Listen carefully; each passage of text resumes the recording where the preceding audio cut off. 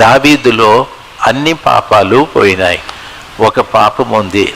ఆ పాపాన్ని ఏమంటాడంటే, దురభిమాన పాపము నుండి నన్ను విడిపించు ప్రభువా అని అంటాడు. తన కుమారుడైన అబ్షాలోము చెడిపోవటానికి కారణం దావీదే. తన కుమారుడైన అబ్షాలోము చెడిపోవటానికి కారణము దావీదే. తన కుమారుడైన అబ్షాలోము చెడిపోవటానికి కారణము దావీదే. ఎందుకో తెలుసా? వాడు ఏం తప్పులు చేసినా, అతడు ఏం తప్పులు చేసినా దావీదు మందలించలేదు, హెచ్చరించలేదు. దయచేసి వినాలి, చాలా భక్తిపరుడు దావీదు, అయినా అతన్ని హెచ్చరించలేదు. ఆఖరికి దావీదును చంపటానికి కూడా ఆయన తీర్మానం చేసుకున్నాడు. దేవుని పిల్లలు గమనించాల్సింది, నా బిడ్డ చెడిపోవటానికి గల కారణం నేనే, నీ బిడ్డ చెడిపోవటానికి కారణం నీవే.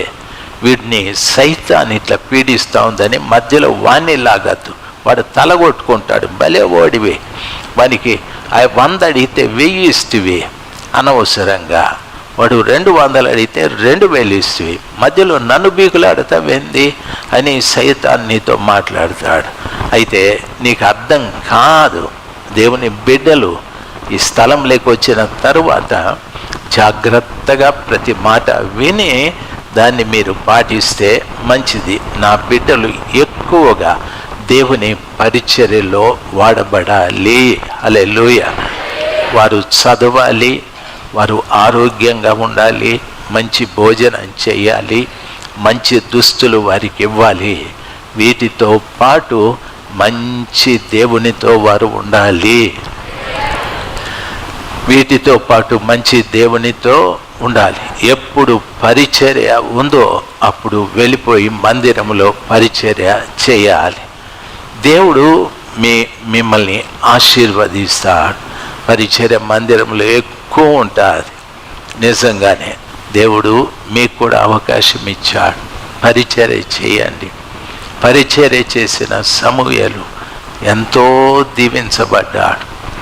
పరిచర్య చేయబడిన సమూయేలు ఇశ్రాయేలు ప్రజలకు న్యాయాధిపతిగా, ప్రవక్తగా మారిపోయాడు. తల్లి తండ్రి మీరు పరిచర్య చేస్తే మీరు దేవునికి ఉపయోగపడడం కాదు, మీ పిల్లలు రాజులు అవ్వచ్చు, మీ పిల్లలు యాజకులు అవ్వచ్చు, మీ పిల్లలు నాయకులు అవ్వచ్చు, మీ పిల్లలు పరిపాలకులు అవ్వచ్చు, ప్రభువులు అవ్వచ్చు. పరిచర్య అనేటటువంటిది ఒక వ్యక్తిని అంత ఉన్నతంగా హెచ్చిస్తుంది. కాబట్టి దయచేసి దేన్నైనా నిర్లక్ష్యము చేయండి, దేవుని విషయాలు నిర్లక్ష్యము చేయకూడదు. అందుకని బైబిల్ సెలవిస్తుంది, యెహోవా కార్యములను అశ్రద్ధ చేయువాడు శాపగ్రస్తుడని. నీవు చేయొద్దు. నీ బిడ్డల చేత ఎంత పరిచర్య చేయిస్తావో అంత ఆశీర్వాదం ఉంటుంది. మనమే చెప్తాం, పోవద్దురా, ఏం పోతావు అని. నీ అంతగా నీవే వాడిని దేవుడి నుండి దూరం చేస్తావు. అమ్మాయి పోవద్దు, రాత్రి అవుతుంది, రాత్రుల్లో పోయి ఏం చేస్తావు నువ్వు అని పరిచర్య చేస్తుంది. అంటే నీ బిడ్డ మీద నీకే నమ్మకం లేదు. అమ్మాయి పోవద్దు, రే పోవద్దు అని నీ అంతకు నీవే బిడ్డల్ని దేవునికి దూరం చేస్తూ వస్తావు. తరువాత ఆ నష్టము చాలా గొప్పగా ఉంటుంది. దేవుని వాక్యం సెలవిస్తుంది. ఈ ఏడాదిని ఇమ్మాన్యుయల్ చర్చ్ మదనపల్లి వారికి దేవుడిచ్చిన చక్కటి వాగ్దానము, యెహోవా మన కొరకు గొప్ప కార్యములు చేసి ఉన్నాడు. యెహోవా మన కొరకు గొప్ప కార్యాలు.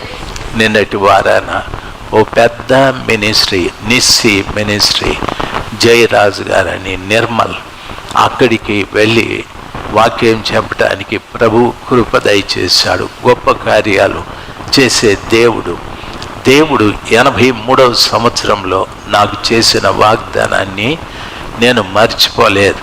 ప్రభు నాకు చెప్పిన మాట, నిన్ను లక్షల మందికి సువార్త చెప్పేవానిగా చేస్తాను, నువ్వు అడుగుపెట్టిన చోటు ఇస్తాను, నువ్వు చూపెట్టిన స్థలాన్ని నేను నింపుతూ వస్తాను, ఈ 3 విషయాలు ప్రభువు చేస్తూ వస్తున్నాడు.